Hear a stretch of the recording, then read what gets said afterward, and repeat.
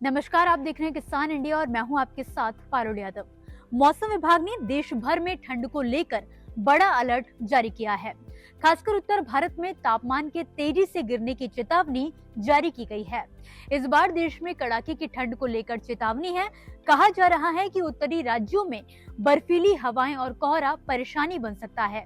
ऐसे में weather expert से जानते हैं कि देश भर में इस बार सर्दी कैसी रहने वाली है। आप देख रहे हैं जिस तरह से उत्तर पश्चिमी हवाओं का असर पूरे उत्तर भारत में, मध्य भारत में और इसके बाद जो हमारा पूर्वोत्तर है वहाँ के भी पूर्व के कई राज्यों में भी इसका असर हो रहा है, जिससे तापमान गिर रहे हैं। और किन्हीं में राजस्थान के कुछ इलाके में, छत्तीसगढ़ में, मध्य प्रदेश के कुछ इलाकों में शीतलहर और कोल्ड डे की स्थिति भी भारत मौसम विज्ञान विभाग ने संभावना जताई है।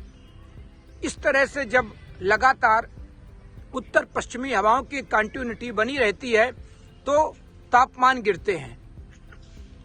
इनके बीच में जब वेस्टर्न डिस्टरबेंस आते हैं तो इन उत्तर पश्चिमी हवाओं पर रोक लग जाती है, जिससे तापमान फिर बढ़ते हैं। तो फिलहाल अभी कोई शक्तिशाली वेस्टर्न डिस्टरबेंस आने की संभावना नहीं है, लेकिन इन उत्तर पश्चिमी हवाओं का आना पूरे गंगा के मैदानी भागों में जारी रहेगा, जिससे तापमान भी गिरेंगे और रात की सर्दी, सुबह की सर्दी भी बरकरार रहेगी। और जिस तरह से भारत मौसम विज्ञान विभाग ने अगले 2 से 3 दिन में तापमान गिरने की संभावना जताई है, तो अगर तापमान गिरते हैं तो सर्दी बढ़ेगी। मौसम विभाग की माने तो अगले 2 से 4 दिन में सर्दी के ग्राफ में और ज्यादा इजाफा होगा। पहाड़ी राज्यों हिमाचल प्रदेश, उत्तराखंड और जम्मू कश्मीर में बर्फ गिरने और शीतलहर के चलने से कई स्थानों पर न्यूनतम तापमान 0 डिग्री सेल्सियस या उससे भी नीचे पहुंच गया है, जिसका सीधा असर पंजाब, हरियाणा, दिल्ली, राजस्थान और उत्तर प्रदेश पर पड़ने वाला है। इसी के साथ आप देख रहे हैं कि जब सर्दियों में टेम्परेचर इन्वर्जन हो जाता है, जिसकी वजह से जो ठंडी हवाएं होती हैं वो नीचे धरातल पर आ जाती हैं और उसके ऊपर एक गर्म हवाओं की लेयर बन जाती है, जो प्रदूषण और धुंध और स्मॉग ये सारा बनने के लिए बहुत मुफीद मौसम माना जाता है। ये तापमान गिरने के साथ साथ ठंडी हवाएं नीचे आती हैं और उनके ऊपर गर्म हवाओं की एक लेयर बन जाती है एक ऊपर, जिससे जो हमारी प्रदूषण होता है, जो भी ग्रीन हाउस गैसेज होती हैं, धूल के कण होते हैं, ये सारे नीचे इकट्ठे हो जाते हैं और ये ब्रॉडकास्ट नहीं हो पाते हैं।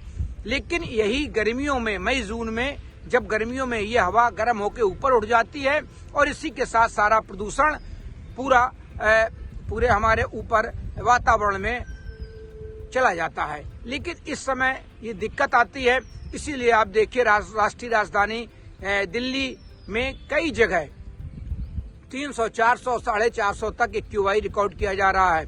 इस तरह से जब प्रदूषण बना रहता है तो ये मानव जो स्वास्थ्य पे खराब असर डालता है। ऐसे में लोगों को सलाह दी जाती है कि वो बाहर निकलें तो मास्क का प्रयोग करें और बच्चे, बड़े, बूढ़े और बीमार लोग ऐसे में बाहर निकलने में थोड़ा परहेज करें, क्योंकि इसमें 2.4 के जो पार्टिकल्स होते हैं वो हमारे सांस के जरिए फेफड़े होते हुए पूरे शरीर के सारे ऑर्गन्स में पहुंच जाते हैं, जिससे कई तरह के ऑर्गन्स फेल्योर की भी समस्या आती रहती है। तो आप सजग रहें, सतर्क रहें। IMD के मुताबिक इस हफ्ते के आखिर तक सर्दी और कोहरे में बड़ा इजाफा होगा। स्काईमेट ने अगले 24 घंटे के मौसम का पूर्वानुमान जताते हुए बताया है कि तमिलनाडु, केरल और अंडमान निकोबार द्वीप समूह के साथ ही लक्षद्वीप में आंधी के साथ मध्यम से भारी बारिश की संभावना बनी हुई है। इसके अलावा बिहार, छत्तीसगढ़, झारखंड और मध्य प्रदेश में सुबह शाम तेज ठंड महसूस की जा रही है। इसी के साथ फिलहाल के लिए इस वीडियो में बस इतना ही। आप मुझे दीजिए इजाजत और मौसम से जुड़ी ताजा अपडेट्स के लिए देखते रहिए किसान इंडिया। धन्यवाद। मुझे बरसात की झीनी झीनी फुहारें मिले ना मिले, हमें पावस की उमस चाहिए। जी हाँ, मैं किसान हूं, क्रांति बीज बोना चाहता हूं। मुझसे अभी सावन, भादों, क्वार, कार्तिक या फागुन की बातें मत करो। मैं आषाढ़ की पहली बारिश में भीगकर ठहरी हवा में उमस से आकुल व्याकुल होना चाहता हूं।